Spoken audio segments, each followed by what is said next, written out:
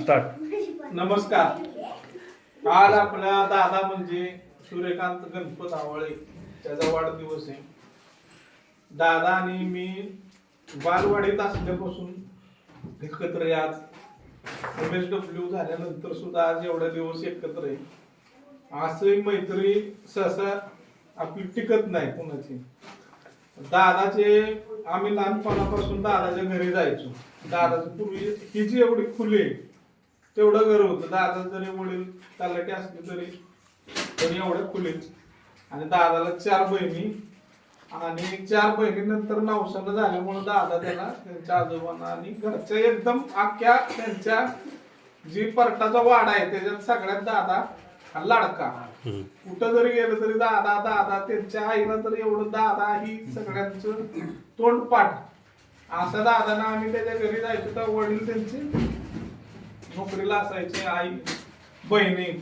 असं दादा लाडका असल्यामुळे सगळं त्याला वेळच्या वेळेला मिळायचं. अक्षर दादाचं चांगलं, पण अभ्यासामध्ये मात्र दादा थोडा वडील त्याचे सगळे प्रयत्न करायचे दादा पुढं जावं म्हणून. दादा नेहमी खेळायला हुशार. आम्हाला एक प्रशांत रोमन म्हणून एक मित्र होता की आम्ही सारख्या खोड्या करणं हे करणं असं करत करत आम्ही प्राथमिक शिक्षण करून 10वी मध्ये आलो. पण 10वी मध्ये दादा आमच्यापासून बाजूला गेला. दादाचा एक विषय गेला तरी दादाने परत परीक्षा देऊन तो गेला. परत 12वीला पण दादावर तसंच झालं की एक विषय गेला. मग दादाने 12वीच्या कॉलेजच्या ह्याच्यामध्ये मात्र एक त्यानं छंद जोपासला तो म्हणजे बॉक्सिंगचा. तर दादा चांगला बॉक्सर झाला त्या काळात आणि मिलिटरीची तयारी करायला लागला. थोडी उंची कमी असल्यामुळे त्याच्यातनं पण दादाचं तेलच बसलं नाही.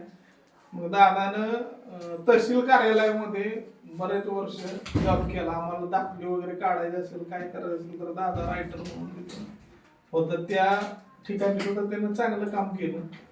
आम्ही बोलता बोलता आम्ही पहिलं दादाला गाणी बघायचं टीव्हीवर जास्त छंद होता. आम्ही गौरव आम्ही सारखं जायचो. दादा आपल्या खोलीत त्याची गाणी बघत बसायचं. आम्ही म्हणायचो आपण पंख्यासारखं लागा पुढे शिकलं पाहिजे काहीतरी नाही का. पंख्याला आपल्याला काही सांगितलं नाही. मग आम्ही MSWच्या मार्गाला परत 3 जण एकत्र आलो. त्यातला गौरव आपला बाजूला गेला. परत दादा आणि आम्ही 2 जणांनी MSW पूर्ण केलं.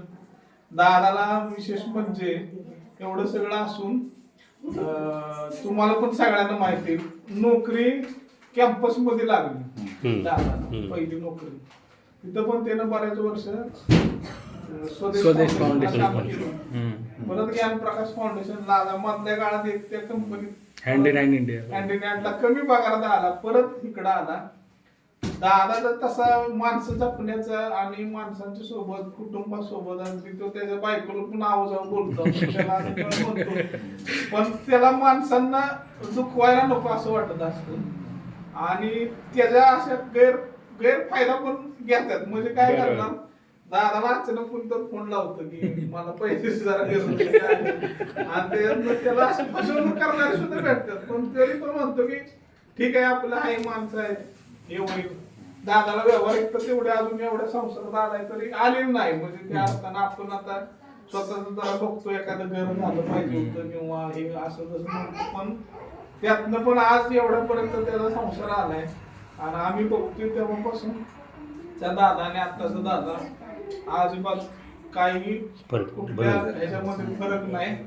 त्याचा स्वभाव जसा आहे त्याचा आपल्याला जसं चिक्की पंजे म्हणजे मला सुद्धा जमतं आपण काय करतो पण दादा त्या मनात चांगल्या पद्धतीने गांडा सुद्धा घालायला कोणाला ते करतो. असं दादा आहे. आज त्याच्या वाढदिवसानिमित्त काय का होईना आपण 4-5 जण आलो आणि आनंदाचा क्षण साजरा केला.